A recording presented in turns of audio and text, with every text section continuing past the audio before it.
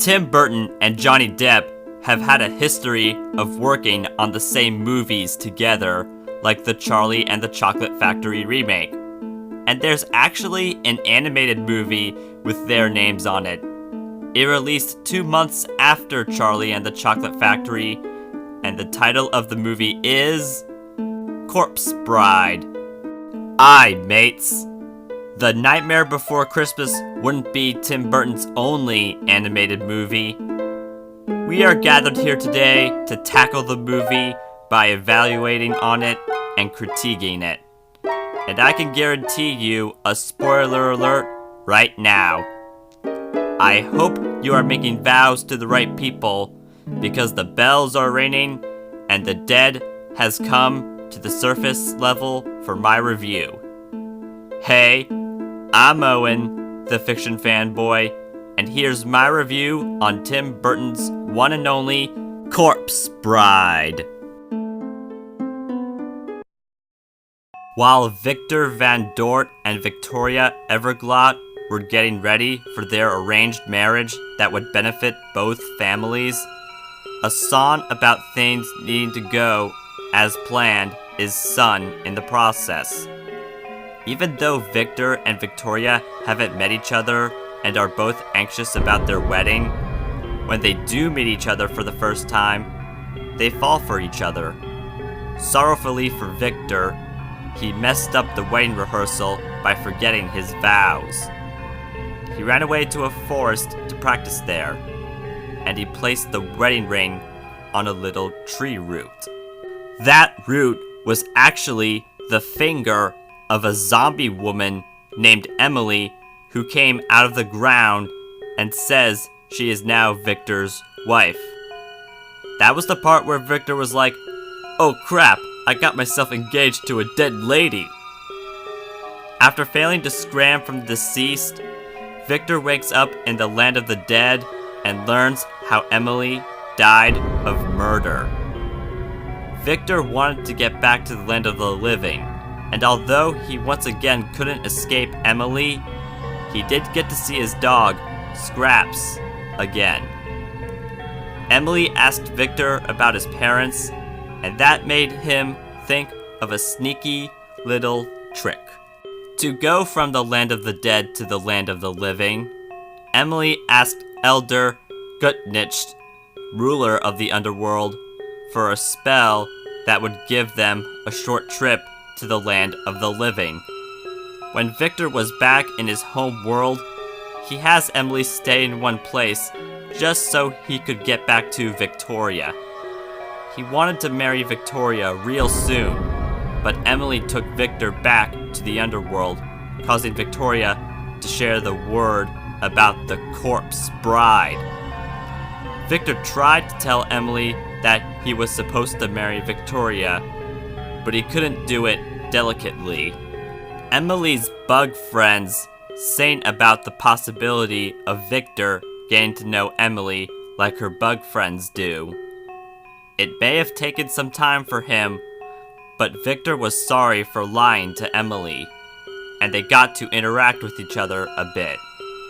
Victoria's parents forced Victoria to marry Lord Barkis, and Victor didn't get the news until Mayhew, a coachman, died and came into the underworld. He also heard that he has to drink a poison that would kill him before he is officially married to Emily. So he decided to do it since he felt like he lost his only chance to marry Victoria. The wedding could only take place in the land of the living, so the bride, the groom, and all the dead beings went upstairs to do the wedding ceremony. When the dead came across the living panicked for a bit. There was no more panicking when the dead reunite with their still living loved ones. Barkis was hoping to get the money from Victoria's parents, but there wasn't any, hence why Victoria was thinking that it was Barkis who would have money to save her family. Victor was about to drink the poison. Yet Emily saw Victoria, causing Emily to prevent Victor from drinking the poison. Barkus interrupted the reunion, and Emily recognized Barkus as the man she was originally married to, and her killer. Victor and Barkus had a small duel, and the dead were unable to interfere with the living. Emily defended Victor. Barkus leaves and scoffingly makes a toast to Emily. Little did he realize that he was drinking the poison in the process, and that allowed the dead to take Barkus to the underworld so he'll be able to pay for the wrong things he did. There were no more problems for Victor, so he was about to finally marry Emily, but she gave Victor his ring back and allowed him to be with Victoria. In the moonlight, Emily took to the sky by turning into a bunch of butterflies, and Victor and Victoria saw that process while they were holding each other's arms. I have to give Tim Burton and Johnny Depp credit for being able to pull off Charlie and the Chocolate Factory and this movie at the same time. The music is nice, and it's kind of shocking how the Land of the Dead looks more colorful than the Land of the Living, practically like comparing black and white to color. A few issues with this movie is that it's a bit too short for a theatrical movie. If there were about 5 more minutes in the movie, I would have liked to see Victor and Victoria officially get married. And there are a few things like mild language and drinks that aren't for kids. But there are some jokes that'll be funny for all audiences, like the pun Elder Gutnich made about people dying to go to the Land of the Dead. This animated musical dark fantasy film is well grounded, and that's why I'm giving it 4 out of 5 stars.